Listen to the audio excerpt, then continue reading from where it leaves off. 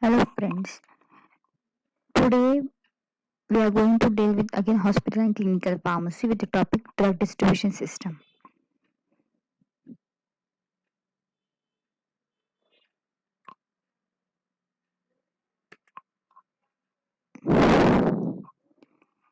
So first introduction. One of the basic service provided by hospital pharmacy department is drug distribution system. Drug distribution is basic service which is provided by hospital pharmacy department. Whether drug distribution may be outpatient or inpatient. Then ward control system. Pharmacy controlled impressed based system and pharmacy controlled patient issue system.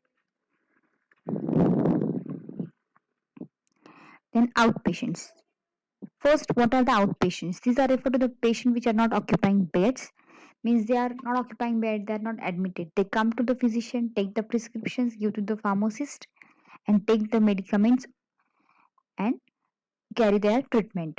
So outpatient refers to the patient not occupying beds in hospital or in clinic, health center and other places where outpatient usually go for their healthcare or health checkup. In short form, the outpatient department was called as OPD.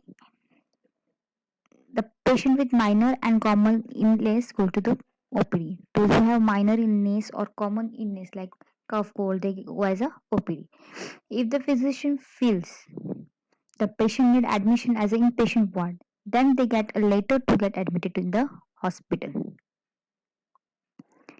Then categories of outpatient. First is emergency, tertiary care, primary care, and ambulatory care.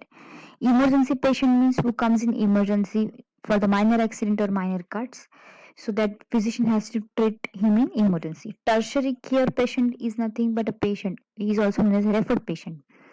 It is referred by one physician or one doctor to the specialized doctor. For example, reference to the ENT patient by dental doctor. So it becomes tertiary care. Then primary care means general patient. We can say general patient who comes as a OPD for their treatment. And then ambulatory patient. Ambulatory patient are the patient which comes for regular checkup or regular general checkup for their therapy or a treatment. They are ambulatory patients. Then inpatient service. First of all, what are inpatient? They are the patients who are admitted in the hospital, healthcare centers for their treatment. So drug distribution to the inpatient department can be carried out from the outpatient dispensing area. The patient involved in dispensing the drug for outpatient can dispense drug for inpatients too. If the workload seems to be heavy, then additional employees can be employed. This method is found to be more economical, and the pharmacist employed for the drug distribution to the inpatient wards.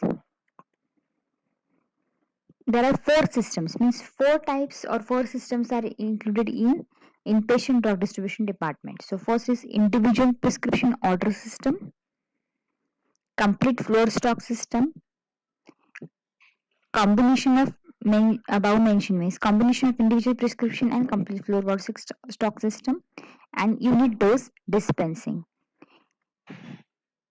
So first, individual prescription order system. This is usually followed in small and private hospitals for economic consideration and reduced manpower.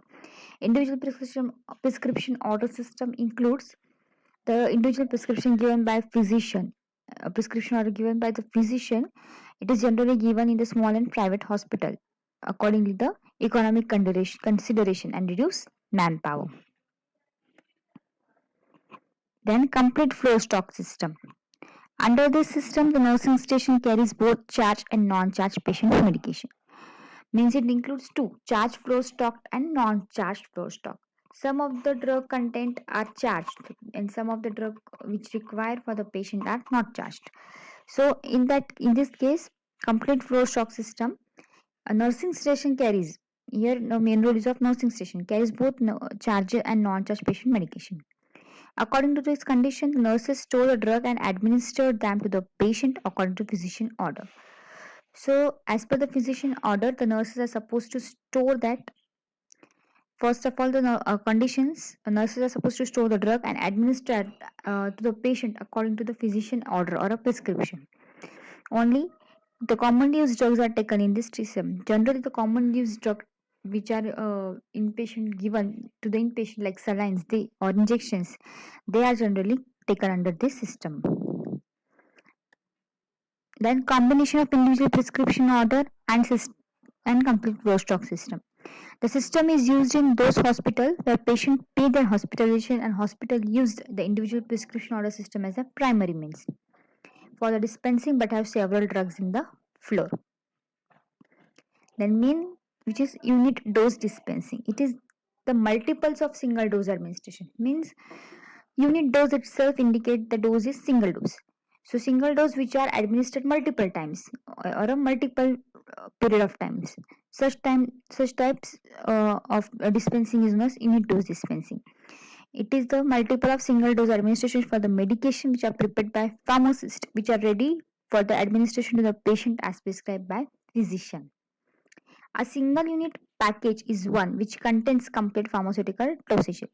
It is a single unit package and it contains one dose complete pharmaceutical dosage form which is supposed to be given to the patient at a single time or at the same time.